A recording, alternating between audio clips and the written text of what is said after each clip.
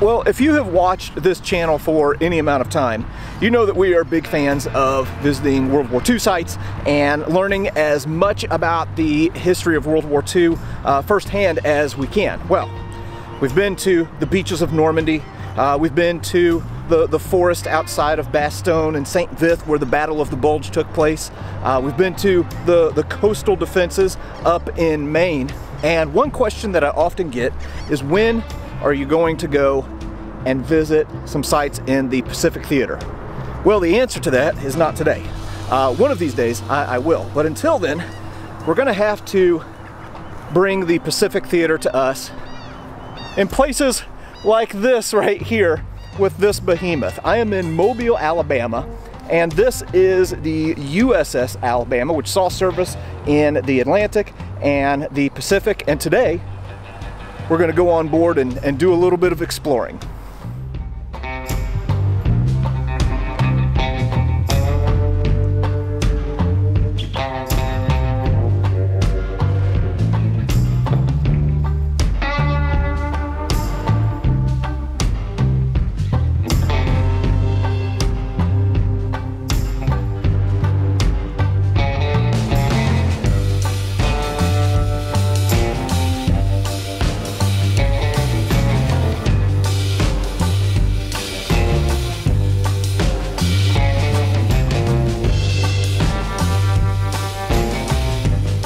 All right, well, here it is, the USS Alabama. Standing in front of this thing is honestly humbling. This ship is way bigger than what you might think. Just a few quick facts.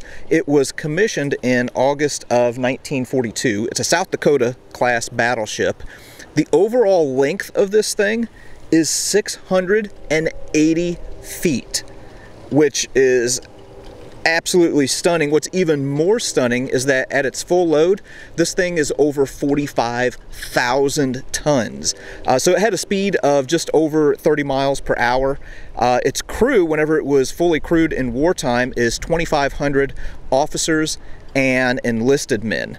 Had a belt armor, so around the outer edge of just over 12 inches, deck armor of 6 inches. So this thing is an absolute beast. So we're going to go ahead and get up there and start taking a little bit closer look at the Alabama. Okay, now before we get started here on the Alabama, I want to make one thing clear. There is no way that I'm going to be able to show everything on this ship. Like I said, this is kind of like a floating city. So to be able to cover like the engine room and the galley and the crew quarters and this, that, and the other would be simply impossible. As a matter of fact, the Alabama has their own YouTube page that I would recommend going to, where you can really get some in-depth looks at the goings-on of this ship. What we are going to focus on are the armaments here on the USS Alabama. So everything with this ship goes to support the guns on the deck. This ship exists for one purpose. That is to shoot guns and break stuff. So we're going to focus on the armaments here on the USS Alabama.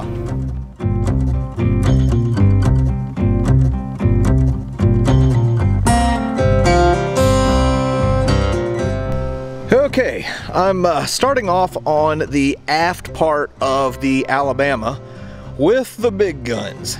If you look here on this rotating turret, we have 3 giant 16-inch guns, which are designed to do some heavy damage either to enemy ships or to targets on shore. So just to give you an idea of what a beast this thing is, each barrel weighs 90 tons, and the turret alone weighs more than a World War II destroyer, which is crazy to me. So these were the big boys of the USS Alabama, and there were 3 of these 3-gun turrets on the Alabama. One here on the aft, and then 2 on the forward side. So yeah, these things are something else. Okay, and here's the projectile that the old big gun would throw out. So again, I said this is a 16-inch gun This is a Mark 8 2,700-pound armor-piercing round. So this is one that would be used against enemy ships, and they would get a high explosive round if they were shooting at targets on shore. But my gosh, just look at that thing.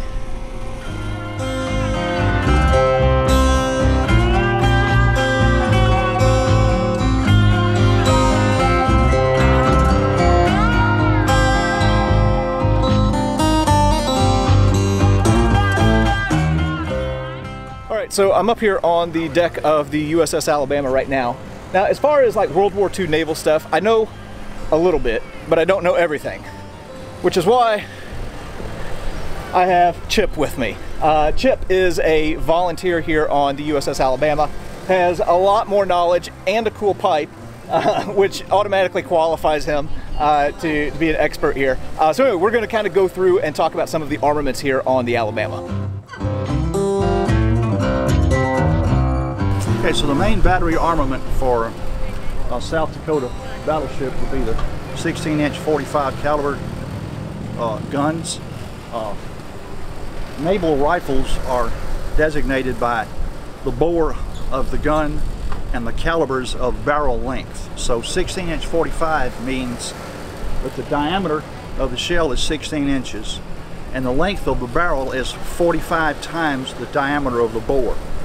So 16 times 45 gives you the length of the barrel. Some of our later battleships, the Iowas, had a heavier main battery gun. They were 16-inch 50 caliber, means they had a little longer range because the barrels were longer. So our 16-inch 45s had a range of 20.6 miles. So we're talking about shooting beyond the horizon with assist from radar and range finding equipment, state of the art back in the 1939, 1940 when this ship was designed. So each round of armor piercing ammunition for a 16-inch 45 weighed 2,700 pounds. That's one shell of armor piercing ammunition. Each round required 6 bags of powder to fire that one round. Each bag of powder weighs 90 pounds. So we're talking about 540 pounds of powder to fire one round of 16-inch ammunition. The ship had 9 guns, so we could fire a broadside of 9 rounds at one time. If we're firing rapid fire with our main battery guns, those big 2,700 pound shells could be loaded, rammed, and fired 2 rounds a minute. You think about the work goes into loading and handling 2,700 pound rounds and fire 2 rounds a minute. That's pretty incredible. I do want to point something out real quick. Look at the chain on this thing. I mean, this is just insane to me that people built this. So let me put my boot up there. Okay, if you look, that's a size 11.5 boot. And it is just dwarfed by just one link on this chain. Simply amazing that people built this. Okay, so that's the 16-inch guns up here on the top deck. But there was so much more that was going on behind the scenes below deck to get these massive shells up here and ready to be fired. So we're gonna go down below deck and take a look at what was going on kind of behind the scenes here on the Alabama.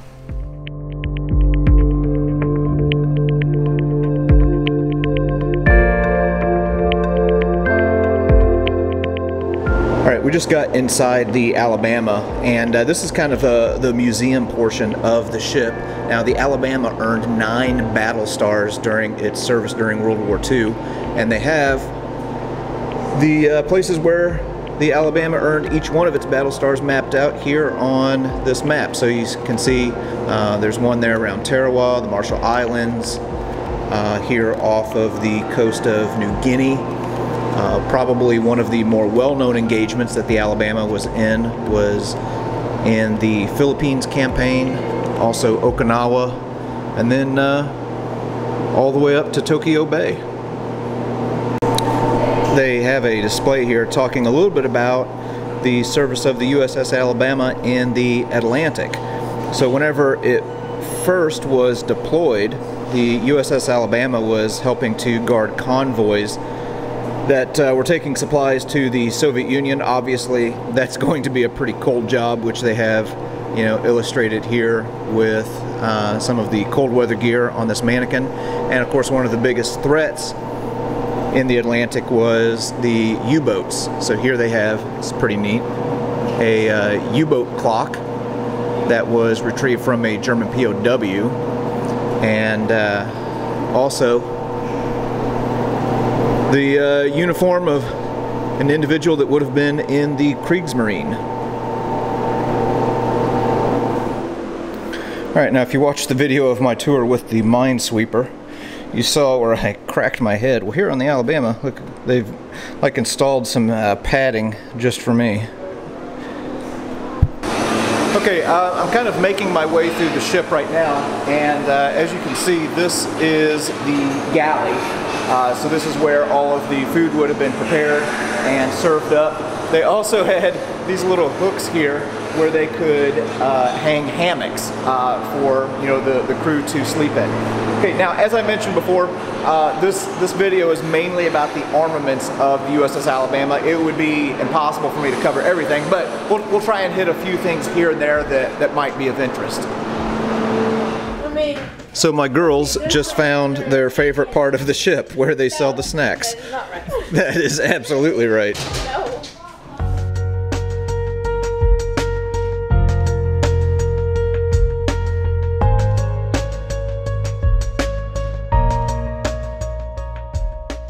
We're now inside the number 2 Barbette. The Barbette is a cylinder of armor plating that protects the inside workings of the main battery guns. This is one of the shell decks where the 16-inch shells were stored. Now, as you look back over here, you can see brackets and some of the shells that are still being stored here now. Right here would be the hoist that would be used to send the shell up to the gun deck, to the gun house up inside the number 2 Barbette, number 2 turret itself. So explain to me how these shells would get loaded. Okay. All right, now, believe it or not, these 2,700-pound shells would be manually handled in here. So what these gunner's mates would do, you'd unlatch this bracket here, and this shell would be loose from its bracket on the bulkhead here. And then this capstan is turning continuously when this turret is in motion. This is a capstan that's rotating. And what would happen is, when this gunner's mate unlatched this shell from the bulkhead, he would lay a chain around the bottom of it and then turn the chain around that capstan. It's called a parbuckler. And that thing was rotating. After about 2 turns, you'd pull on the chain and that parbuckler would start gathering that chain, pulling it toward itself. That would move the bottom of that shell, and then one of these guys would be actually rolling that shell like this to move the shell around on this deck to be able to put it in that hoist to be taken up to the gun to be loaded and fired. Here they have a picture of some of the shell men operating in this room. Look at this guy. Look at the hoss that you'd have to be pushing these shells around. Huh. Okay, so I've moved into the room where they would hoist the powder up for the 16-inch guns. You can see that chute there. So that is a 90-pound bag of powder that would be coming out of that chute into this room. Whoops. It would get loaded onto this hoist. So you can imagine the guys that were doing this must have been hosses to be lugging these 90-pound powder bags around. And I don't know if I can quite get the angle. Yeah, you can kind of see there on the left side of my screen. It's a little bit difficult from here. But those are little barrels of water in case there was a spark that got onto one of the powder bags. Well, then you would drop it in there so that it didn't explode in here. So definitely a no smoking zone here. Now, to get down into these different handling rooms, these guys would have to go down these ladders, so there's no really easy access, which is kind of scary because if something happens to the ship, these guys were going to be in a bad shape. It's also how they would load these big 16-inch rounds, which we've already talked about are over a ton. Well, then they would go on to this bracket up here with this chain hoist so they could be, moved around instead of having to waddle them around. Well, if they fell, you can imagine something over 2,000 pounds. Look at the dent that it's going to make, and it's going to make one heck of a dent in your toe if it happens to fall on you. But man, this thing is an engineering marvel.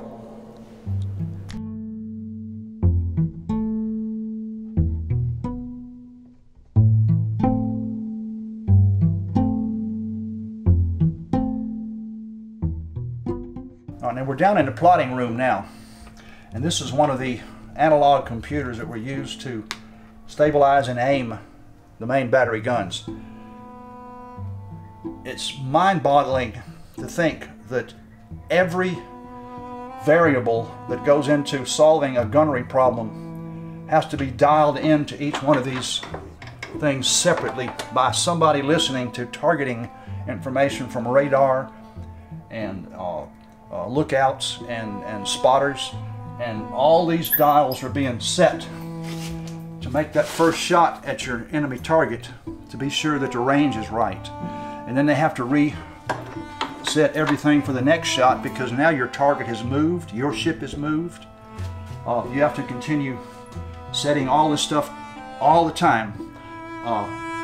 It's just fascinating when you stop and think how many variables there are in a gunnery problem, and I can't tell you all of them because I don't know them all, but you figure it's the speed of your target, the speed of your ship, the direction of your target, the direction of your ship, the wind velocity, the direction of wind, the barometric pressure, the curvature of the earth. It's so many different variables have to be addressed before you can accurately aim and fire these weapons.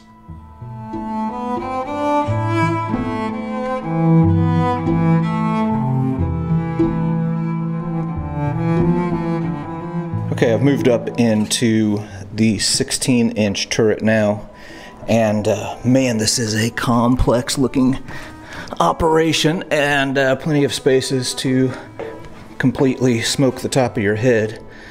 But as you can see, this is the area where the crew would have been to manually work these guns. And it looks like I can maybe go over here and go in this little hole. Oh. Okay, yeah, and then right down there, maybe a little bit hard to see because my access is limited, but down there is where those big 16-inch projectile rounds would have been loaded up. Man, this is something. All right, so those are the big guns here on the USS Alabama. So big gun for a big target. If you had a slightly smaller target, whether it was in the air or on the surface, well then that's a job that would go to the 5-inch guns. All right. This is our secondary battery. They're 5-inch 38 caliber dual purpose weapons. Like I said about the 16-inch guns, 5-inch 38 caliber is a designation of the Navy rifle. It fires a 5-inch diameter shell, weighs about 55 pounds, is propelled by a powder charge about this large, 5-inch diameter. It's a brass casing, full powder, weighs about 40 pounds. So it's a semi-fixed round, which means it's a separate projectile and powder charge. Now, 5-inch 38 caliber dual purpose means that the weapon could be used for anti-aircraft work or for bombarding surface targets, ships, or an island structures that they're trying to destroy. Now, the 5-inch guns normally were fired remotely through the controls of the radar and rangefinder, that device right up there. And that would be used for anti-aircraft fire or for surface targets.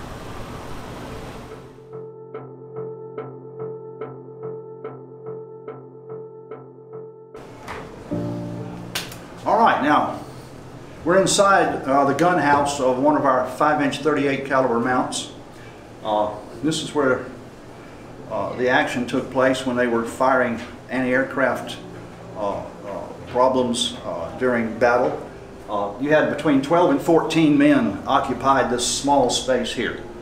So if you look around, you see what close quarters we have. Imagine 12 to 14 men working in here in very close quarters, working very rapidly to load and fire these weapons. Now,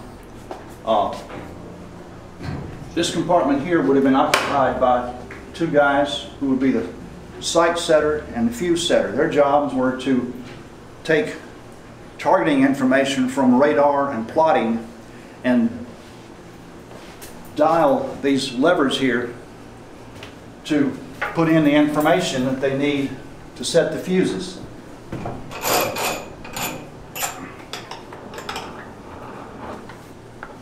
Now, those levers are connected to all those drive shafts down there in the bottom, and all those drive shafts are turning machinery that feeds into this ammunition hoist. Now, this hoist would be used to bring the projectiles from down in the handling room up to the gun house here to be loaded and fired. Now, you had a gunner's mate here. His job was to take that shell out of that hoist, drop it into the tray here. There's another fellow who would be standing just behind him. His job would be to pick up that 40-pound casing of powder and drop it in the tray. So now you've got your tray holding a powder charge and a projectile. Then this guy would ram the thing, and this would ram the ammunition into the breech of the gun. Then the breech block would come up through here, put the gun in battery ready to fire. The rate of fire of this weapon in rapid fire, like in anti-aircraft work, these guys would be loading and firing these weapons between 12 and 15 rounds a minute. All right, do the math. 12 rounds a minute is every 5 seconds. So at every 5 seconds or less, this guy has picked up that powder charge and dropped it in the tray. This guy has grabbed a 55-pound shell, dropped it in the tray. He's run the rammer has closed, the breech block is closed, the weapon's fired, the shell ejects, and this guy is ready to start loading again. So every 5 seconds or less, these guys are handling all this weight. Now you think about what it takes to pick up a 55-pound shell every 5 seconds to load this weapon here.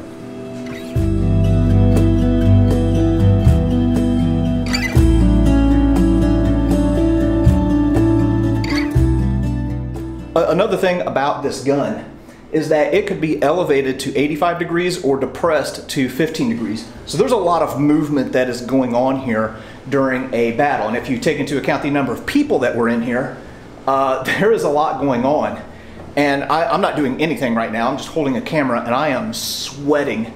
I can't imagine being in the South Pacific in here with another crew of guys. Everybody's moving and guns are blazing. It had to have been just terribly uncomfortable in here.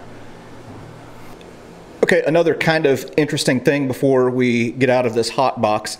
There was another guy in here who would be called the hot brass man, and every once in a while the brass wouldn't completely eject out of here. So this gun is moving up and down, and the hot brass is designed to go out that little ejection port right there. Well, if it didn't, you would have this hot piece of metal flopping around on the floor. So there was one guy in here with asbestos gloves whose sole job it was to pick up spent brass that didn't go out of this port, and he would have it, of course, at waist height, so he would kick it out right here. Everybody had a job though. We've moved down now into the 5-inch magazine. You can look at this storage area here. All of what you're looking at are these 40-pound powder rounds, and then right here are the 5-inch ordnance rounds. So it is quite shocking to think about all of the ammunition and powder that was stored down here in one of these magazines. And Chip was telling me that there were 10 of these on the ship. Okay, now when they would be handling this ammunition, this scuttle would be open, these guys would be dogged down behind these blast doors, and they would be handling these 55-pound shells manually, coming out with these shells to haul them to the hoist over here. Same thing with the powder would be coming out over here, and these guys would be handling the powder charges in those brass casings to load in the hoists. Now this is one of the hoists here. When it was operating and the machine was running, this would open the doors to allow you to put that shell in here to load it, and it's a continuous chain-driven hoist that's going on, running up and coming down and turning and keeping these shells going up to that handling room. Got a powder charge going in here. Same thing, it's going up to be loaded into the hoists and taken out of the hoist and loaded into the hoist going up to the gun house. So a lot of activity going on down here when these guys are running in rotation back and forth. These 55-pound shells and 40-pound powder charges running to keep these guns loaded and in operation.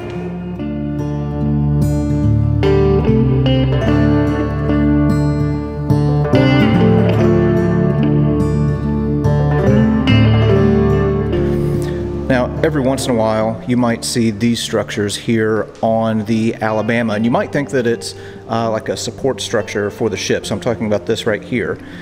These are actually the elevators for the powder and projectiles that were coming from down below. Alright, I realize that I keep getting distracted here from the main thing that I'm wanting to show in this video, but I had to come down to the engine room, and this thing is just crazy. One thing that just continues to amaze me as I'm going through here is that people built this ship. There were people who designed it. There were people who worked together to manufacture it. And then you would have a crew during wartime of about 2,500 officers and enlisted men, all who knew how to operate this stuff. It really is an example of cooperation and teamwork, and all of them were throwing in together, both on the home front and abroad, to help fight tyranny. But man, this is just stunning to me to look at all of this stuff.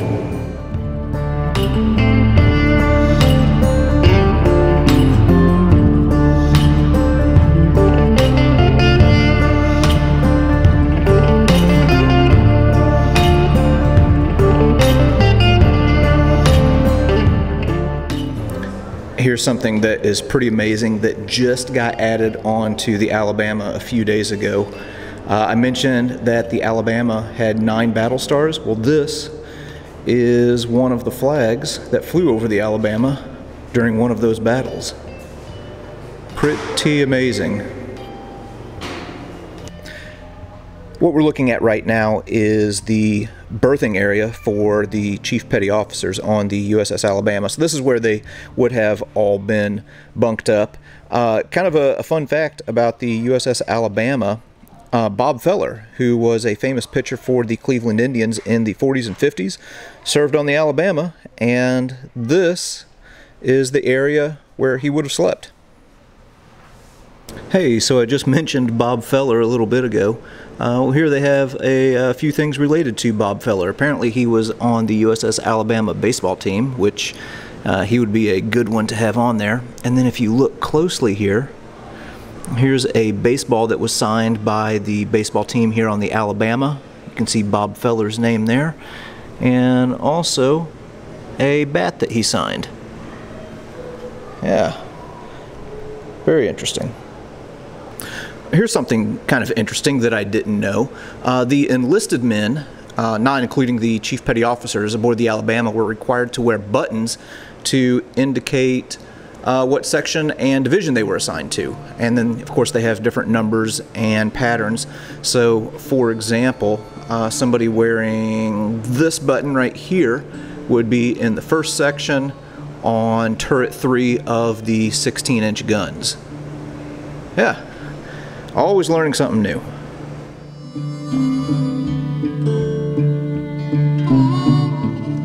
Okay, so let's say you have enemy aircraft coming in. Obviously, they're too small for the 16-inch guns.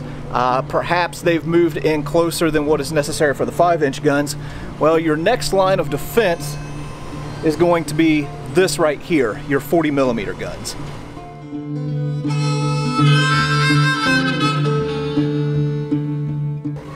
All right, this is another one of our anti-aircraft guns. This is a 40mm Bofors gun. Now, these were designed in Sweden. This was a weapon that the United States bought early in the war to outfit their warships. When they bought the contract, a lot of American companies started building these weapons, and they changed the design enough to facilitate our type of manufacturing process. So these 40s were rapid fire anti-aircraft guns with a range of about 6,000 yards. An effective range would be 4,000 yards or less. And they were aimed and fired 2 different ways. They could either be aimed and fired with local controls by the gunners on the mount, but they were most often fired from the gun director, which was a Mark 51 gun director, which was a remote control device. Okay, so these weapons could have been fired manually or remotely, like I said before. You had a couple of gunners' mates here that were pointers and trainers. The pointer elevated the guns, and the trainer traversed the guns. And they would turn these handles here to move the guns left to right and up and down.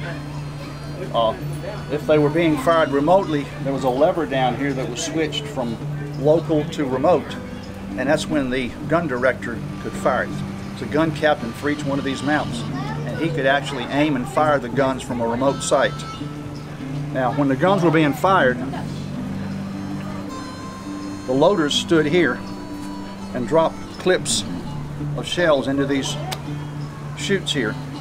And 4 loaders, one here, there, and behind you for the other 2 guns. And they were continuously dropping these rounds in. You had assistant loaders that would be passing up the 4-round clips to the loaders, and those guys were busy handling these big clips of 40mm ammunition. So the guns were rapid fire, and they were very accurate, especially when they were being used fired by remote control.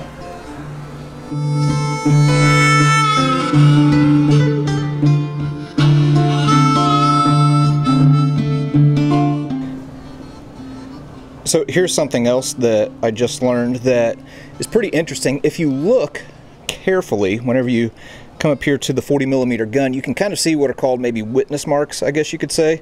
Well, this is where racks used to be mounted, where they would hold the clips for the 40mm. So 40mm clips would be fed through this door right here. They would be put into the rack, and then you would have a guy who was stationed right here, or a couple guys that would feed it up to the loader that Chip was talking about, and then fire it off, and then the spent brass would get kicked out down here. When these guns were in manual mode, this fellow here, he's the pointer, he would be elevating the guns, or they can also use a joystick, which is an electric control, just like your old video game. You could move the guns very rapidly with this joystick control, and to manually fire, he actually depressed this pedal right here with his right foot.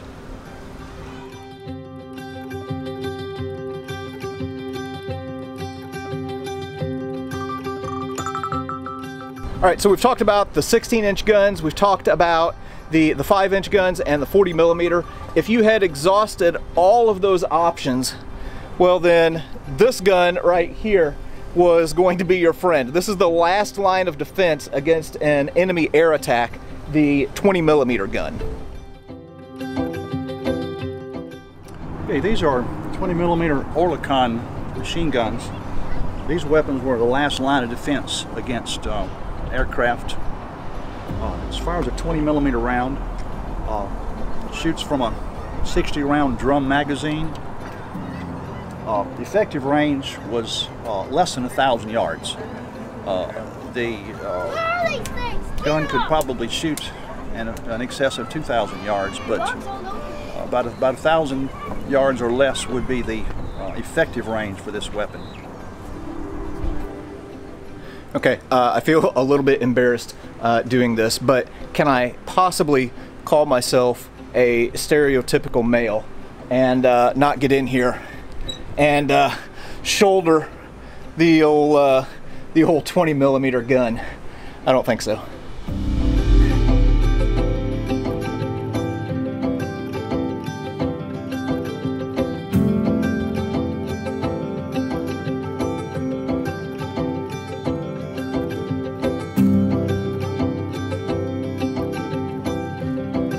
All right, so that was just a little bit here at the USS Alabama. Honestly, if you're ever in Mobile, you have to come to this place. It is simply amazing to be able to walk on this historic ship and have the access that they grant the public here. To walk on this battleship that saw everything. I mean, service in the Atlantic, service in the Pacific, at places like the Marshall Islands and Leyte Gulf and Okinawa, all the way to the surrender signing in Tokyo Bay. The USS Alabama saw it all. And they also have a YouTube page where you can go and check out interviews from the veterans who served on here. They have all kinds of different things that they show that go way more in depth than what I was able to go on here. But anyway, come to this place, the USS Alabama in Mobile, Alabama.